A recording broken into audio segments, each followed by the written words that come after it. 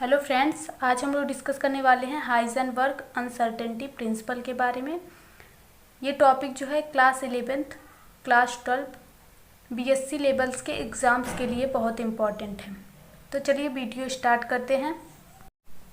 1927 में हाइजेनबर्ग ने ये प्रिंसिपल प्रोवाइड किया था जिसे हम अनसर्टेनिटी प्रिंसिपल कहते हैं। 1927 में हाइजेनबर्ग ने ये प्रिंसिपल जो है वो दिया था जिसे हम अनिश्चितता का सिद्धांत कहते हैं। इन 1927 Heisenberg provides a principal which called uncertainty principle. इसके पहले के जो प्रिंसिपल थे उसमें क्या था, कोई भी पार्टिकल जो मूव कर रहा है उसका हम वेलोसिटी और पोजीशन किसी भी समय निकाल सकते हैं। किसी भी समय पर उसका पोजीशन और वेलोसिटी हम डिटरमाइन कर सकते हैं।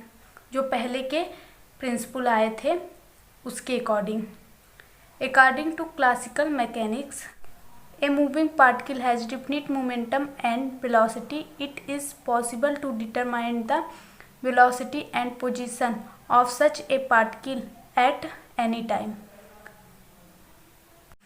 अब इसके बाद आया था हाइजेनबर्ग का अनसर्टेनिटी प्रिंसिपल। इनके अकॉर्डिंग क्या था, इनके अकॉर्डिंग था किसी भी मूविंग पार्टिकल का पोजीशन और मोमेंटम ORR वेलोसिटी हम एक साथ कैलकुलेट नहीं कर सकते हैं। किसी भी मूविंग पार्टिकल का पोजीशन और वेलोसिटी हम एक साथ कैलकुलेट नहीं कर सकते हैं। It is impossible to determine simultaneously of the position and momentum of a moving particle. यही लिखा गया है, किसी भी मूविंग पार्टिकल का हम पोजीशन और मोमेंटम एक साथ कैलकुलेट नहीं कर सकते हैं। इसका मैथमेटिकल फॉर्म क्या है, delta x into delta p greater than and equal to h/4π, जहाँ पर डेल्टा x क्या है, पोजीशन को मेज़र करते टाइम पे जो अनसर्टेनिटी मतलब अनिश्चितता आती है उसको क्या कहेंगे, डेल्टा x कहेंगे। मतलब पोजीशन को मेज़र करते टाइम जो गलतियाँ आती हैं उसको क्या कहेंगे, delta x। Delta x uncertainty इन मेजरिंग एग्जैक्ट पोजीशन।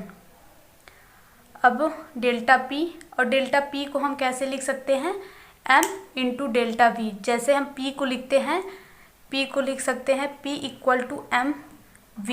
यहाँ पे m जो है वो कांस्टेंट है तो क्या बदलेगा, वेलोसिटी बदल सकता है ना, तो यहाँ पे लिख सकते हैं m delta v ORR delta p। ये क्या है, जो हम वेलोसिटी या मोमेंटम को मेज़र करते हैं उसमें जो गलतियाँ आती हैं उसी को क्या कहेंगे, डेल्टा p या डेल्टा v। अनसर्टेनिटी इन मेजरिंग एग्जैक्ट पोजीशन और वेलोसिटी, और h क्या है, h है यहाँ पे प्लांक कांस्टेंट। आई होप यहाँ तक आपको समझ में आ गया होगा। अब आगे इन्होंने हाइजेनबर्ग ने एक्सपेरिमेंट किया था वो पहले देख लेते हैं, तब जाके आपको ये वीडियो समझ में आ जाएगा। पहला पॉइंट क्या है, हाइजेनबर्ग के अनिश्चितता के सिद्धांत को समझने के लिए बोहर्स ऑर्बिटल में मूव करते इलेक्ट्रॉन की वेलोसिटी एंड पोजीशन को निकालना पड़ेगा या डिटरमाइन करना पड़ेगा। फिर से सुन लीजिए, हाइजेनबर्ग के अनसर्टेनिटी प्रिंसिपल को समझने के लिए बोहर्स ऑर्बिटल में मूव करते इलेक्ट्रॉन की वेलोसिटी या पोजीशन को डिटरमाइन करना पड़ेगा। To understand the uncertainty principle clearly, it is necessary to determine the velocity and position of an electron moving in an orbital.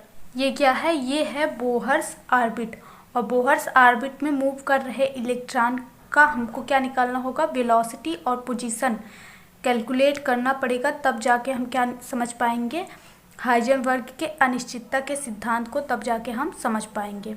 इस इलेक्ट्रॉन के पोजीशन और वेलोसिटी को हमको कैलकुलेट करना पड़ेगा। और आगे देख लेते हैं, सेकेंड पॉइंट है, इलेक्ट्रॉन को देखने के लिए एक स्पेशल माइक्रोस्कोप होना चाहिए जिसमें इलेक्ट्रॉन को देखा जा सके। इलेक्ट्रॉन को देखने के लिए एक स्पेशल माइक्रोस्कोप होना चाहिए जिससे हम इलेक्ट्रॉन को देख सकें। To see the position of this electron there should be a special microscope in which the electron can be सी।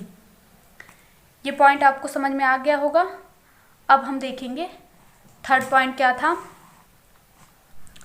कोई भी इलेक्ट्रॉन तब दिखाई देगा जब वह अपनी सरफेस पर लाइट को रिफ्लेक्ट करेगा या परावर्तित करेगा। कोई भी इलेक्ट्रॉन तब दिखाई देगा जब वह अपनी सरफेस पर लाइट को परावर्तित करेगा।